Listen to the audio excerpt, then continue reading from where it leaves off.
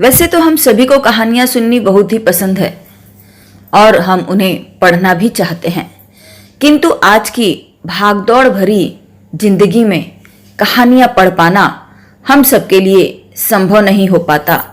कारण दिन भर के काम से हम इतना थक जाते हैं कि जब हमें कुछ पढ़ने के लिए समय मिलता है तब तक हमारे भीतर शक्ति नहीं बचती कि हम इन कहानियों को पढ़ सकें। ऐसा लगता है कि बस कोई हमें कहानियां सुनाए और हम उसे सुनते रहें। नमस्ते, मैं श्रीमती सुशीला पाल आप सबका स्वागत करती हूँ।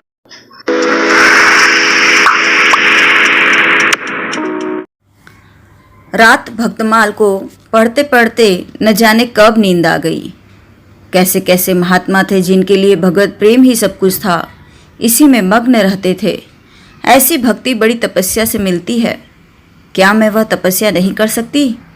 इस जीवन में और कौन सा सुख रखा है? आभूषणों से जिसे प्रेम हो जाने, यहाँ तो इनको देखकर आंखें फूटती हैं। धन दौलत पर जो प्राण देता हो वह जाने, यहाँ तो इसका नाम सुनकर ज्वर सा चढ़ जाता है। कल पगली सुशीला ने कितनी उमंगों से मेरा श्रृंगार किया था, कितने प्रेम से बालों में फूल गूंथे, कितना मना करती रही न मानी। आखिर वही हुआ जिसका मुझे भय था। जितनी देर उसके साथ हंसी थी उससे कहीं ज्यादा रोई। संसार में ऐसी कोई स्त्री है जिसका पति उसका श्रृंगार देखकर सिर से पांव तक जल उठे? कौन ऐसी स्त्री है जो अपने पति के मुख से यह शब्द सुने कि तुम मेरा परलोक बिगाड़ोगी और कुछ नहीं, तुम्हारे रंग ढंग कहे देते हैं, और मनुष्य उसका दिल विष खा लेने को चाहे। भगवान, संसार में ऐसे भी मनुष्य हैं। आखिर मैं चली गई और भक्तिमाल पढ़ने लगी। अब वृंदावन बिहारी ही की सेवा करूंगी, उन्हीं को अपना श्रृंगार दिखाऊंगी। वह तो देखकर न जलेंगे, वह तो हमारे मन का हाल जानते हैं। भगवान, मैं अपने मन को कैसे समझाऊं? तुम अंतर्यामी हो, तुम मेरे रोम रोम का हाल जानते हो। मैं चाहती हूँ कि उन्हें अपना इष्ट समझूं, उनके चरणों की सेवा करूं, उनके इशारे पर चलूं, उन्हें मेरी किसी बात से, किसी व्यवहार से नाम मात्र भी दुख न हो। वह निर्दोष हैं। जो कुछ मेरे भाग्य में था वह हुआ। न उनका दोष है न माता पिता का, सारा दोष मेरे नसीबों का ही है। लेकिन यह सब जानते हुए भी जब उन्हें आते देखती हूँ तो मेरा दिल बैठ जाता है, मुंह पर मुर्दनी सी छा जाती है, सिर भारी हो जाता है। जी चाहता है इनकी सूरत न देखूं, बात तक करने को जी नहीं चाहता। कदाचित शत्रु को भी देखकर किसी का मन इतना क्लांत नहीं होता होगा। उनके आने के समय दिल में धड़कन सी होने लगती है। 2-1 दिन के लिए कहीं चले जाते हैं तो दिल पर से बोझ उठ जाता है। हंसती भी हूँ, बोलती भी हूँ, जीवन में कुछ आनंद आने लगता है। लेकिन उनके आने का समाचार पाते ही फिर चारों ओर अंधकार। चित्त की ऐसी दशा क्यों है यह मैं नहीं कह सकती। मुझे तो ऐसा जान पड़ता है कि पूर्व जन्म में हम दोनों में बैर था। उसी बैर का बदला लेने के लिए उन्होंने मुझसे विवाह किया है। वही पुराने संस्कार हमारे मन में बने हुए हैं। नहीं तो वह मुझे देख देख कर क्यों जलते और मैं उनकी सूरत से क्यों घृणा करती। विवाह करने का तो यह मतलब नहीं हुआ करता। मैं अपने घर इससे कहीं ज़्यादा सुखी थी। कदाचित मैं जीवन पर्यंत अपने घर आनंद से रह सकती थी। लेकिन इस लोक प्रथा का बुरा हो जो अभागिन कन्याओं को किसी न किसी पुरुष के गले में बांध देना अनिवार्य समझती है। वह क्या जानता है कि कितनी युवतियां उसके नाम से रो रही हैं, कितने अभिलाषाओं से लहराते हुए कोमल हृदय उसके पैरों तले रौंदे जा रहे हैं। युवती के लिए पति कैसी कैसी मधुर कल्पनाओं का स्रोत होता है। पुरुष में जो उत्तम है, श्रेष्ठ है, दर्शनीय है, उसकी सजीव मूर्ति इस शब्द के ध्यान में आते ही उसके नजरों के सामने खड़ी हो जाती है। लेकिन मेरे लिए यह शब्द क्या है? हृदय में उठने वाला शूल, कलेजे में खटकने वाला कांटा, आंखों में गड़ने वाली किरकिरी, अंतःकरण को बिंधने वाले व्यंग्य बाण। सुशीला को हमेशा हंसते देखती हूँ। वह कभी अपनी दरिद्रता का गिला नहीं करती। गहने नहीं हैं, कपड़े नहीं हैं, भाड़े के नन्हे से मकान में रहती है, अपने हाथों घर का सारा काम काज करती है, फिर भी उसे रोते नहीं देखा। अगर अपने बस की बात होती तो आज अपने धन को उसकी दरिद्रता में बदल देती। अपने पतिदेव को मुस्कुराते हुए घर में आते देखकर उसका सारा दुख दारिद्र्य छूमंतर हो जाता है, छाती गजभर की हो जाती है। उसके प्रेमालिंगन में वह सुख है जिस पर तीनों लोक का धन न्यौछावर कर दूं। आज मुझसे जब्त न हो सका। मैंने पूछा, तुमने मुझसे किस लिए विवाह किया था? यह प्रश्न महीनों से मेरे मन में उठता था, पर मन को रोकती चली आती थी। आज प्याला छलक पड़ा। यह प्रश्न सुनकर कुछ बौखला से गए, बगले झांकने लगे, खीसे निकाल कर बोले, घर संभालने के लिए, गृहस्थी का भार उठाने के लिए, और नहीं क्या भोग विलास के लिए? घरनी के बिना यह आपको भूत का डेरा सा मालूम होता है। नौकर चाकर घर की संपत्ति उड़ाए देते थे। जो चीज़ जहाँ पड़ी रहती थी कोई उसको देखने वाला न था। तो अब मालूम हुआ कि मैं इस घर की चौकसी के लिए लाई गई हूँ। मुझे इस घर की रक्षा करनी चाहिए और अपने को धन्य समझना चाहिए कि यह सारी संपत्ति मेरी है। मुख्य वस्तु संपत्ति है, मैं तो केवल चौकीदारिन हूँ। ऐसे घर में आज ही आग लग जाए। अब तक तो मैं अनजान में घर की चौकसी करती थी। जितना वह चाहते हैं उतना न सही पर अपनी बुद्धि के अनुसार अवश्य करती थी। आज से किसी चीज़ को भूलकर भी न छूने की कसम खाती हूँ। यह मैं जानती हूँ कोई पुरुष घर की चौकसी के लिए विवाह नहीं करता। इन महाशय ने चिढ़कर मुझसे यह बात कही है। लेकिन सुशीला ठीक कहती है। इन्हें स्त्री के बिना घर सूना लगता होगा, उसी तरह जैसे पिंजरे में चिड़िया को न देखकर पिंजरा सूना लगता है। यह हम स्त्रियों का भाग्य।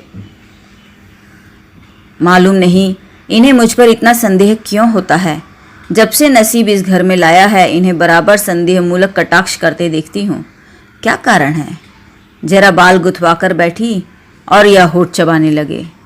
कहीं जाती नहीं, कहीं आती नहीं, किसी से बोलती नहीं, फिर भी इतना संदेह। यह अपमान असह्य है। क्या मुझे अपनी आबरू प्यारी नहीं? यह मुझे इतनी छिछोरी क्यों समझते हैं? इन्हें मुझ पर संदेह करते लज्जा भी नहीं आती। काना आदमी किसी को हंसते देखता है तो समझता है लोग मुझी पर हंस रहे हैं। शायद इन्हें भी यही वहम हो गया है कि मैं इन्हें चिढ़ाती हूँ। अपने अधिकार के बाहर कोई काम कर बैठने से कदाचित हमारे चित्त की यही वृत्ति हो जाती है।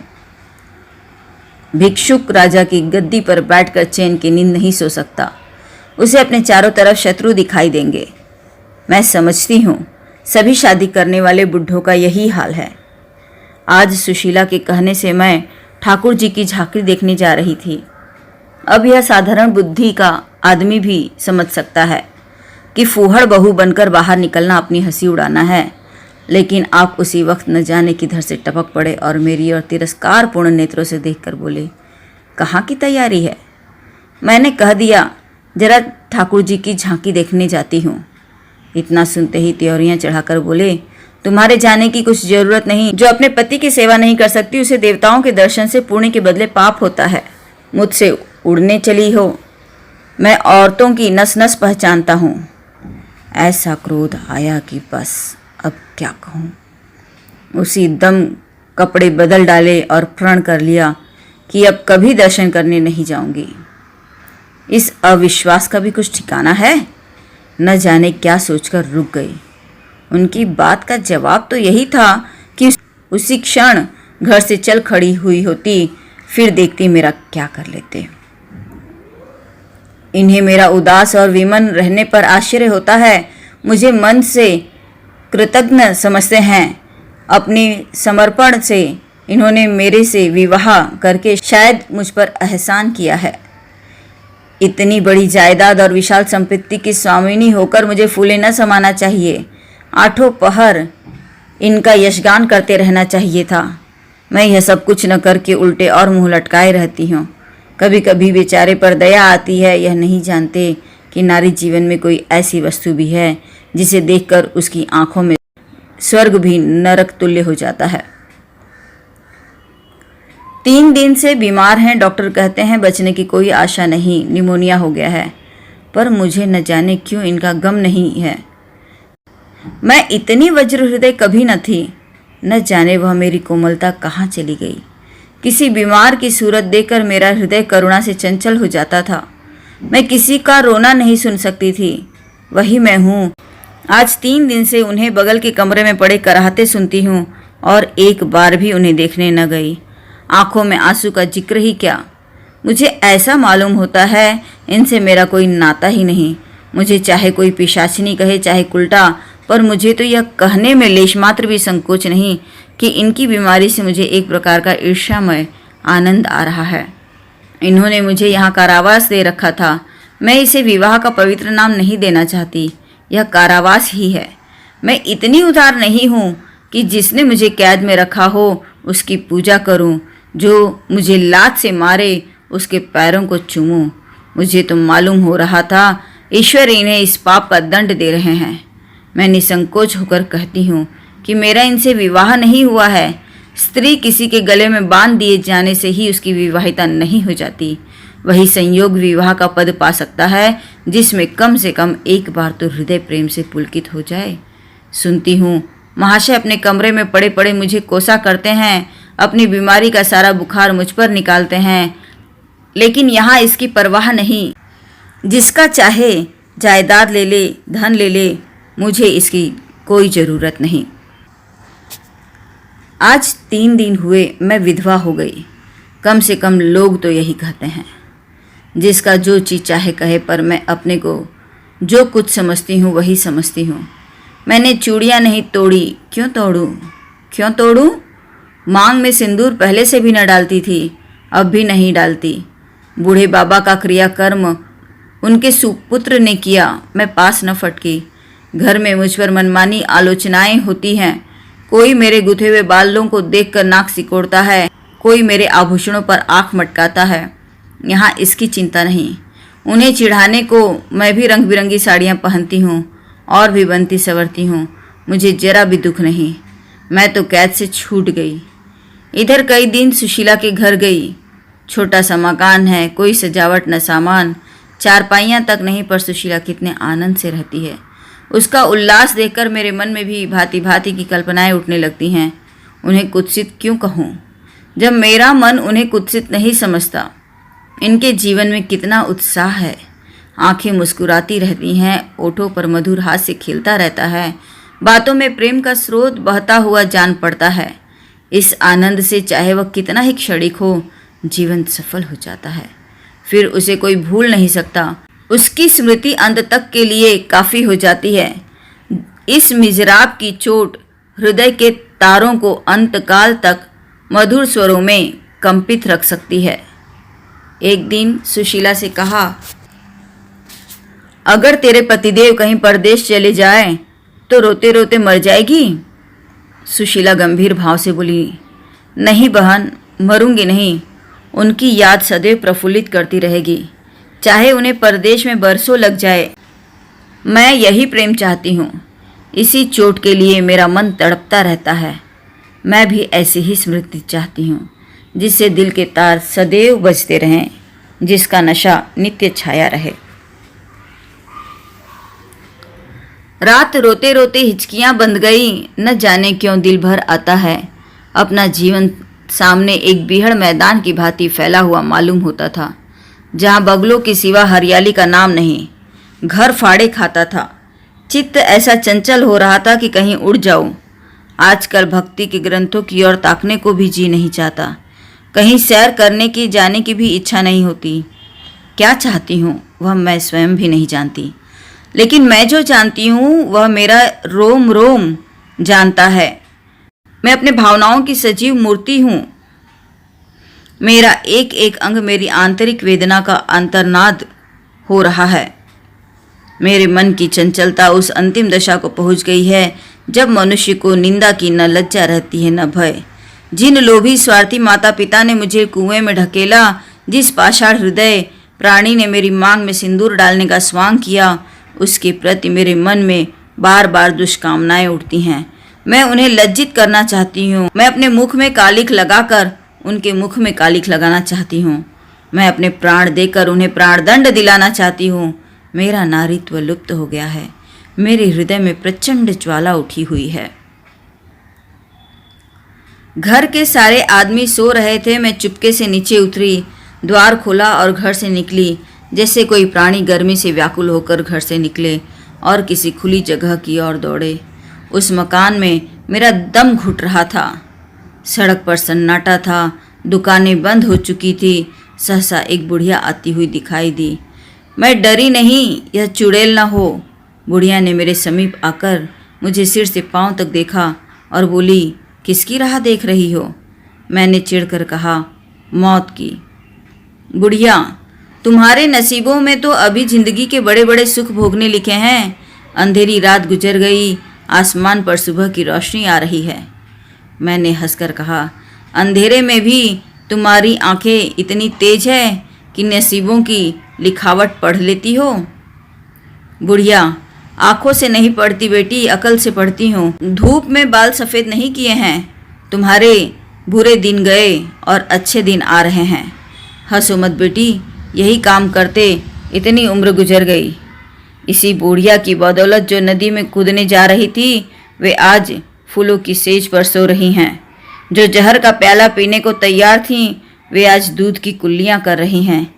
इसीलिए इतनी रात गए निकलती हूँ कि अपने हाथों किसी अभागिन का उद्धार हो सके तो करूं। किसी से कुछ नहीं मांगती। भगवान का दिया सब कुछ घर में है।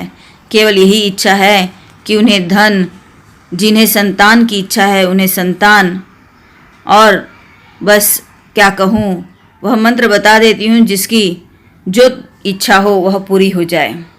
मैंने कहा, मुझे न धन चाहिए न संतान। मेरी मनोकामना तुम्हारे बस की बात नहीं है। बुढ़िया हंसी। बेटी, जो तुम चाहती हो वह मैं जानती हूँ।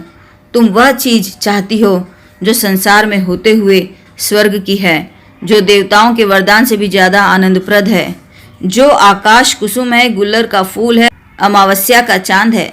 लेकिन मेरे मंत्र में वह शक्ति है जो भाग्य को भी संवार सकती है। तुम प्रेम की प्यासी हो, मैं तुम्हें उस नाव पर बैठा सकती हूँ जो प्रेम के सागर में प्रेम की तरंगों पर क्रीड़ा करती हुई तुम्हें पार उतार दे। मैंने उत्कंठित होकर पूछा, माता तुम्हारा घर कहाँ है? बुढ़िया, बहुत नज़दीक है बेटी, तुम चलो, मैं अपनी आंखों पर बैठा कर ले चलूँ। मुझे ऐसा मालूम हुआ कि यह कोई आकाश की देवी है। उसके पीछे पीछे चल पड़ी। आह, वह बुढ़िया जिसे मैं आकाश की देवी समझती थी, नरक की डाइन निकली। मेरा सर्वनाश हो गया। मैं अमृत खोजती थी, विष मिला। निर्मल स्वच्छ प्रेम की प्यासी थी, गंदे विषाक्त नाले में गिर पड़ी। वह वस्तु न मिलनी थी न मिली। मैं सुशीला का सुख चाहती थी, कुलटाओं की विषय वासना नहीं। लेकिन जीवन पथ में एक बार उल्टी राह चलकर फिर सीधे मार्ग पर आना कठिन है। लेकिन मेरे अधपतन का अपराध मेरे सिर नहीं, मेरे माता पिता और उस बूढ़े पर है जो मेरा स्वामी बनना चाहता था। मैं यह पंक्तियाँ न लिखती, लेकिन इस विचार से लिख रही हूँ कि मेरी आत्मकथा पढ़कर लोगों की आंखें खुलें। मैं फिर कहती हूँ कि अब भी अपनी बालिकाओं के लिए मत देखो धन, मत देखो जायदाद, मत देखो कुलीनता, केवल वर देखो। अगर उसके लिए जोड़ा का वर नहीं पा सकते तो लड़की को कुंवारी रख कर छोड़ो, जहर देकर मार डालो, गला घोट डालो, पर किसी बूढ़े खूसट को मत ब्याहो। स्त्री सब कुछ सह सकती है, दारुण से दारुण दुख, बड़े से बड़ा संकट। अगर वह नहीं सह सकती तो अपने यौवन काल की उमंगों का कुचला जाना। रही मैं, मेरे लिए अब इस जीवन में कोई आशा नहीं। इस अधम दशा को भी उस दशा से न बदलूंगी जिससे निकलकर आई हूँ।